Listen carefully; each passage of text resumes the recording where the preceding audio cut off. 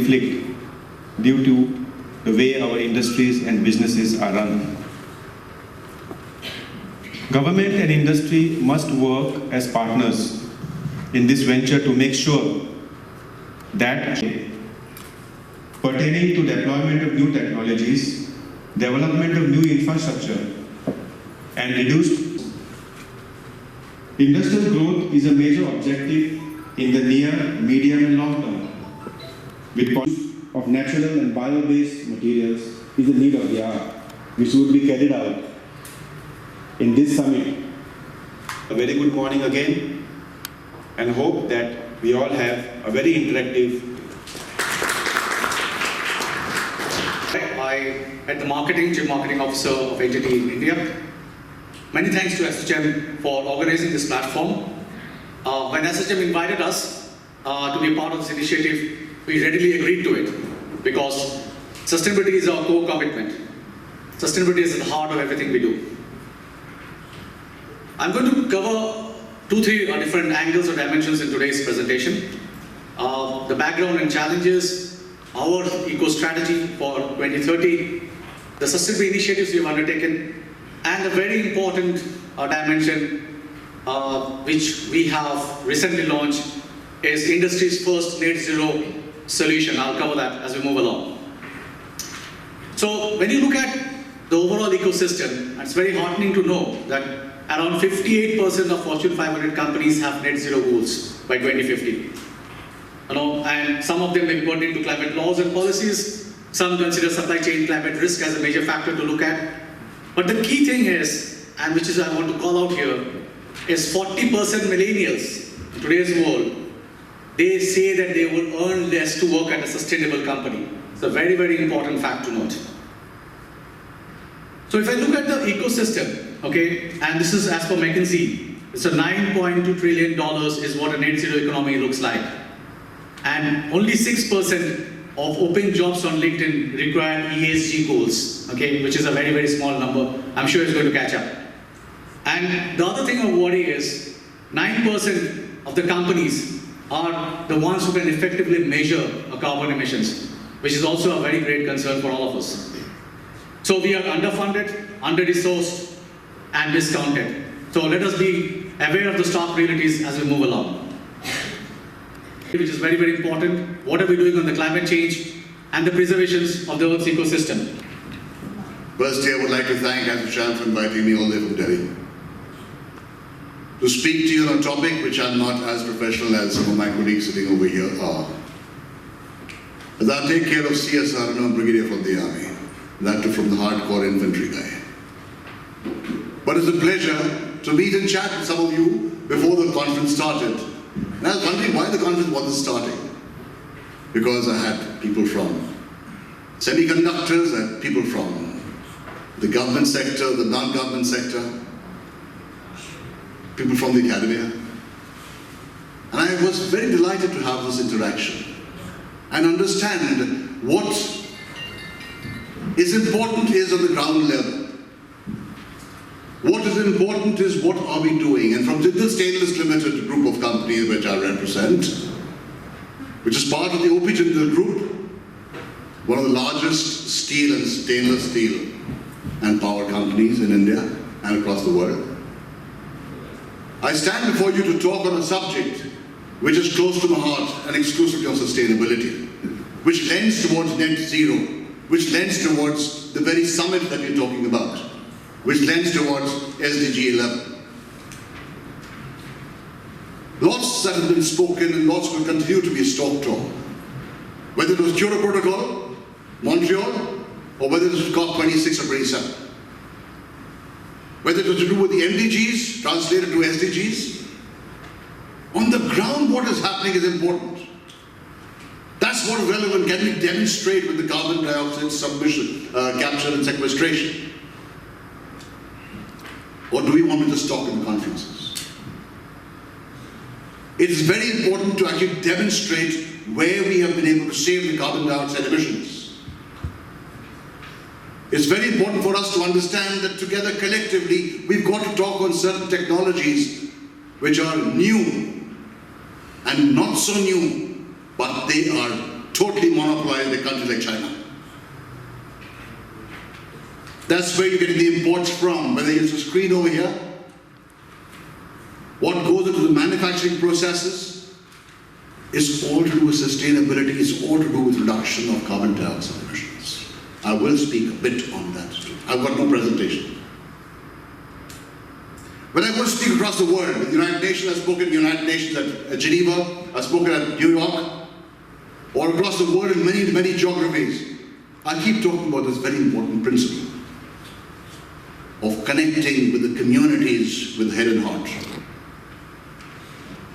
And I feel at the ground, if we can make a change, and it's the young youth, the students, who can actually be the drivers of change, not people like us.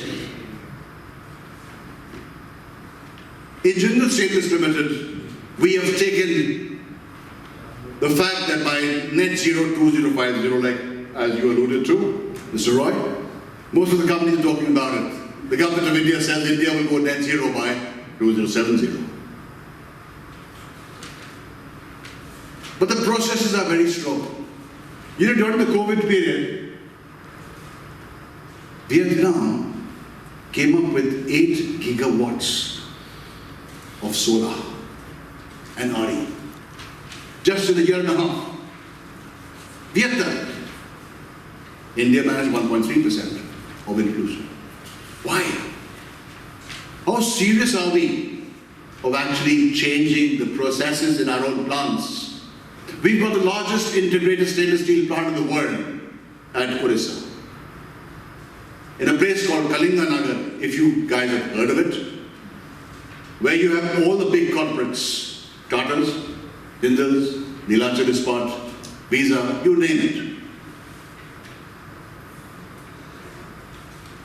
There's going to be obviously challenges around mitigating carbon dioxide in a small geography where everybody is spewing the noxious, oxes, and of course the other gases, blue. But are we converting those gases into the processes that are required? Are we actually upgrading the various waste recovery systems?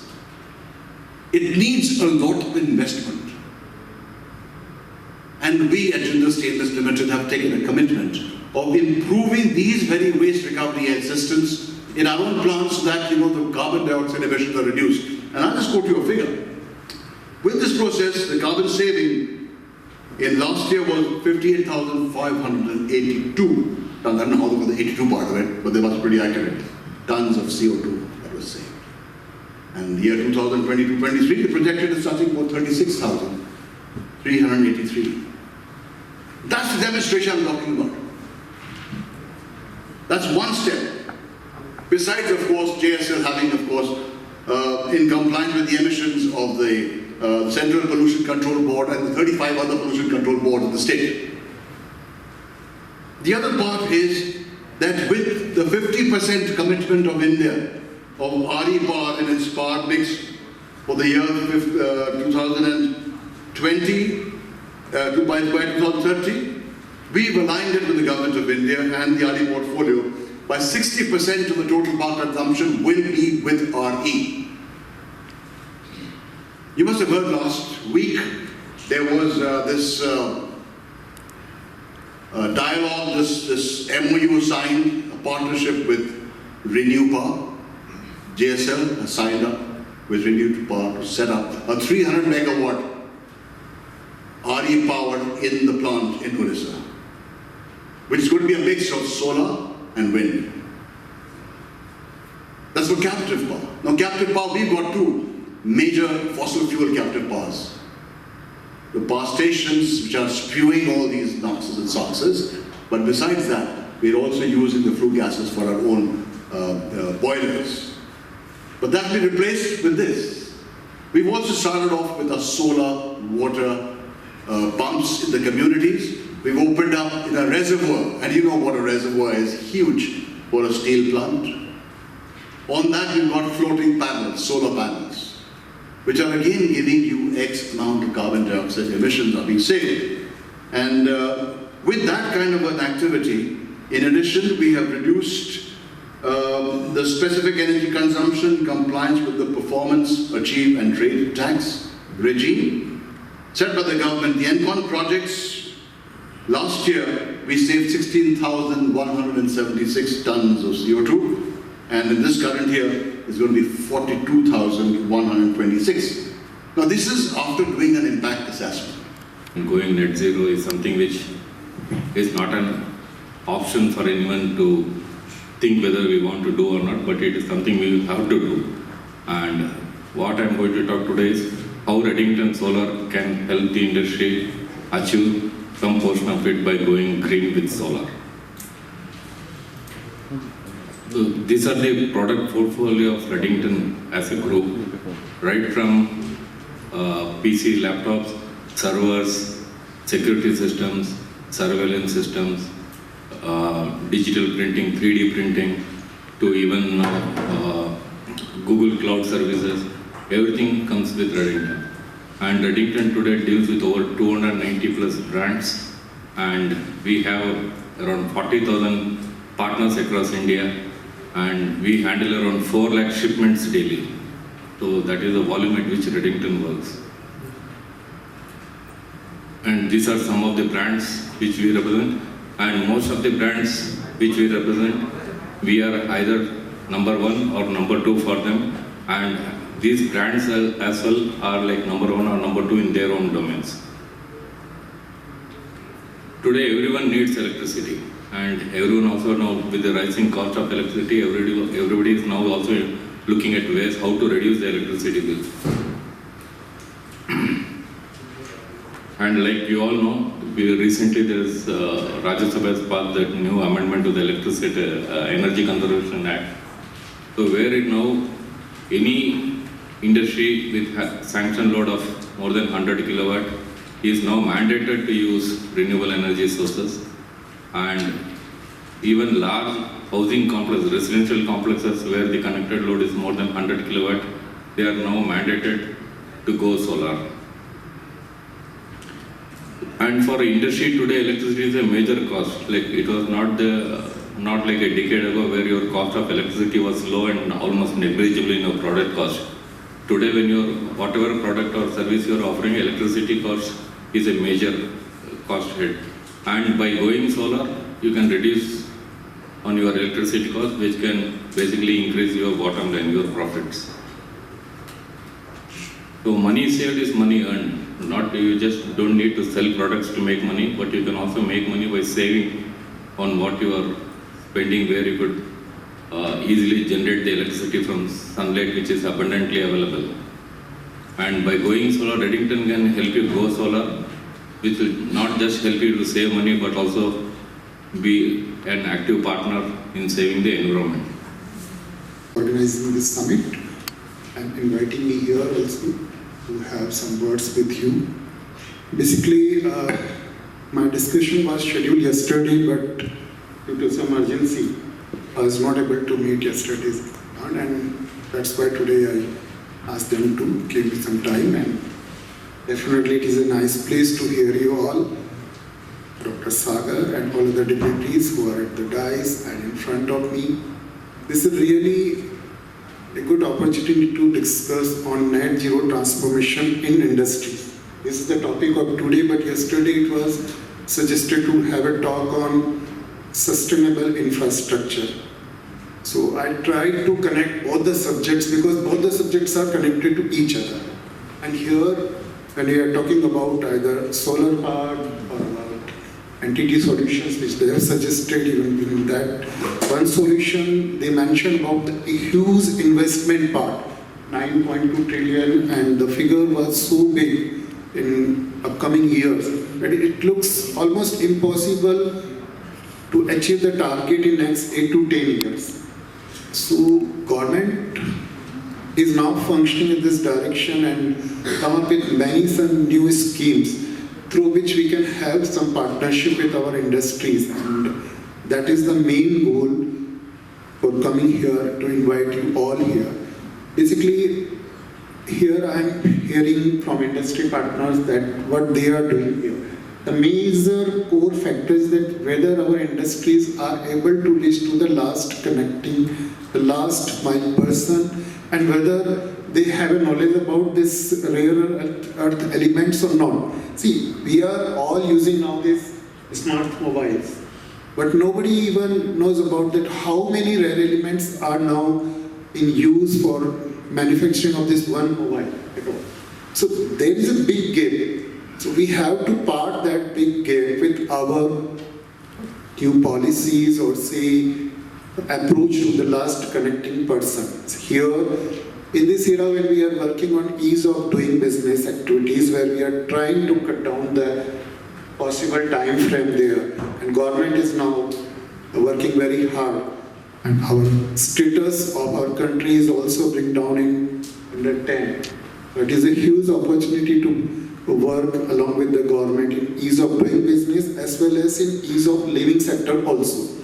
So ease of living is the thing which is directly related to the living conditions of our people here, and a huge population. Maybe in upcoming 2-3 years we are going to be the largest populated nation of the world, and this is a big challenge when we are talking about today this net transformation to zero. Whether our industries are able to achieve that target with this supply and demand game also not possible, because the demand is very huge.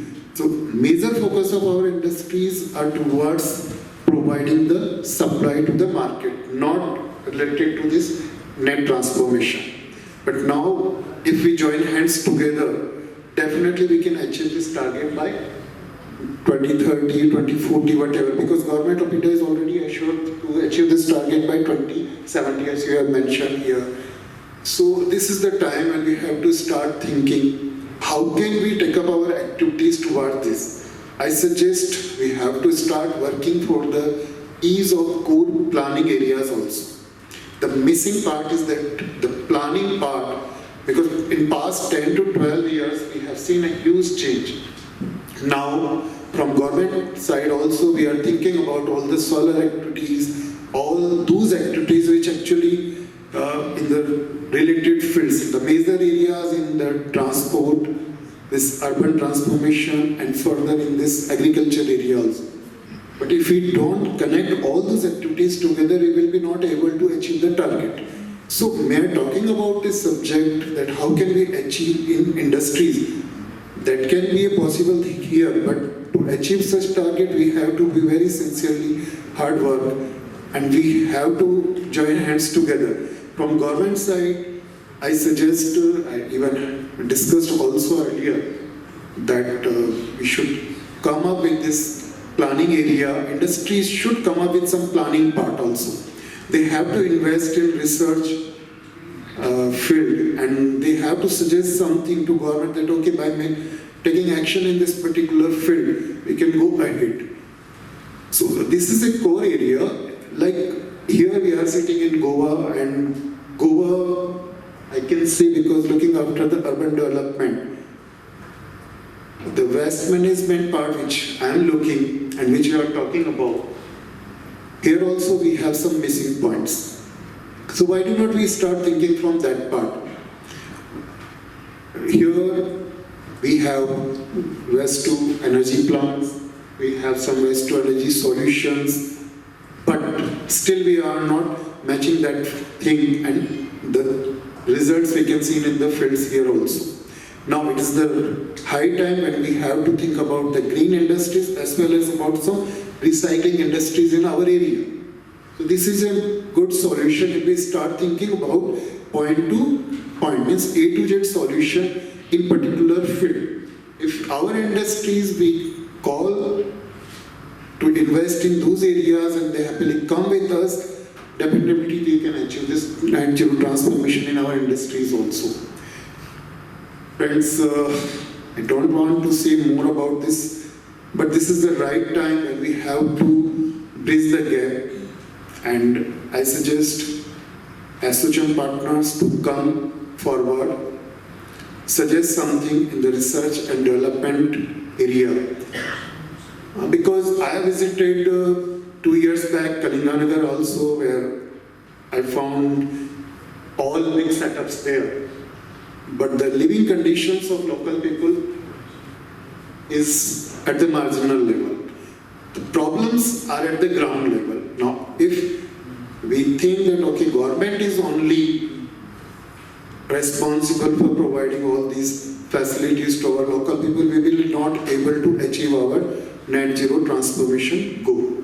Anyway, industries have to come forward with all their initiatives, with their solutions, with their research and development part. And if we both work together, definitely we will achieve with this sustainable infrastructure and as well as this net zero transformation. Because infrastructure, in the past, we have seen so many things where we require our roads, bridges, and many huge buildings. But we never thought of green buildings, even in our area also. But now, green building code is a major part. Now we have started thinking about how can we achieve net zero transformation by making new buildings, bridges, and how can we utilize the infrastructure in a better manner to our society. That is our goal, and we all have to sit together. This is a great forum. I suggest we have to think in deep manner here. We have to come up with some solutions, some paper, and we are ready to hear, we are ready to work on that part. From government side, I can assure you that we have already started thinking about this now. Many new sectors have been opened for consultancy and some sort of transaction advisory from private industries also. So I request you all to invest in those sectors and come up with those solutions. We will join hands together and definitely will achieve net zero transmission goal, at least in Goa by 2030. And in other areas, definitely by 2047 or 2050, whatever goal we can achieve by that. Next, this 25 Amrit call is very important. This Amrit call is the right time when we have to think that what we have to achieve in next 25 years to getting this net zero transformation in our industries also. Every industry should come up with such type of policy. And here we have two industry partners which they have made their presentation. So I suggest them also to come up with some solutions and give a way at it. Thank you very much for that.